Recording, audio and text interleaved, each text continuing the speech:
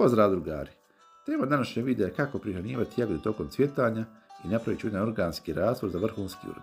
Ako želite sočne i zdrave jagode, pravo vrijeme za prihranu je sada tokom cvjetanja. Danas vam pokazujem najbolji organski recept za prihranu koji će poboljšati rod, osigurati slatke plodove, tako da ostanete do kraja videa da saznate kako pravilno primjenjivati ovu prihranu i dobiti vrhunski urod. Cvjetanje je ključna faza razvoja jagoda. Ako biljke dobiju pravu hranu, cvjetovi će se bolje oploditi, a plodovi će biti veći i slađi. Ključno je koristiti prirodne sastojke koji hrane biljku, a ne štete tlu i koristi organizma. U principu ova prihrana se sastoji iz dva dijela. Koristimo već poznati kvasac koji koristimo u mnogim rastvorima, koristimo ga u raznim modifikacijama. U ovome slučaju mi ćemo uzeti 3 do 4 kašice ovoga kvasa i dodat ćemo 3 kašice šećera. U principu miješamo šećer i kvasac da se razviju korisni mikroorganizmi, zato što šećer predstavlja hranu za kvasac, a ovo ćemo sve aktivirati tako što ćemo ovu našu smjesu preliti sa litar i pol mlake vode. Nakon što to prelijemo, ovaj naš smjesu ćemo ostaviti neki sat do sat i pol vremena da sve fino aktivira, da se stvore korisni mikroorganizmi, tako da ćemo ovo je prvi dio prihrane koji ćemo ostaviti, a krenut ćemo na kreiranje, odnosno pravljanje drugog dijela prihrane. Drugi dio prihrane je jako jednostavan, sastoji se od drvenog pepela i vode. Drveni pepeo je u principu bogat kalijem, kalcijem i fosforom. U principu kalij je uglavnom u obliku kalijevog karbonata koji je lako rastvoriv u vodi i djeluje kao prirodno đubrivo za biljke. Kalij pomaže razvoju korijena, pomaže cvjetanje i plodonošenje. Kalcij koji se nalazi u ovome drvenom pepelu je u obliku kalcijevog karbonata koji poboljšava pH vrijednost tla i smanjuje kiselost. Također postoji dosta i fosfora i magnezija i ostalih mikroelemenata.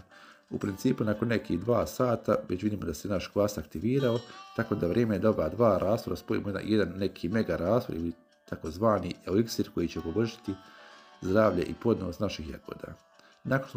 Nakon što smo ovo spojili, dodamo još nekih 10 litara vode tako da ova kanta bude puna.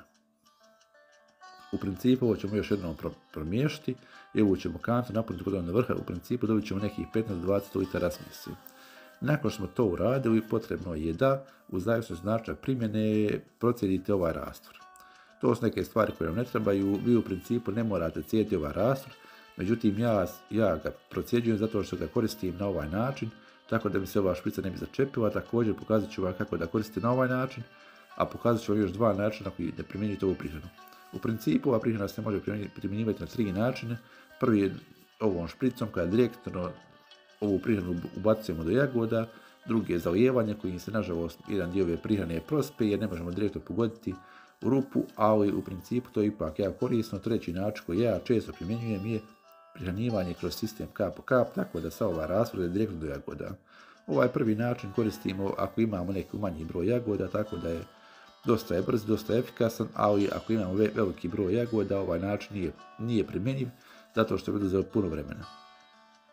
Ako nemate ovu špricu i ako vam je dosadno raditi dovoljno ovaj prvi način, drugi način je isto također jako jednostavan, to je takozvano tipično zalijevanje.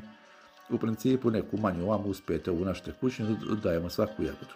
U principu u ovoj fazi razvoja jagoda malo je teže ne prosuti ovaj rastvor, tako da ga nekih 30% odaje vani, ali u principu ako vam to ne pravi neki problem, ni to nije neki mega problem.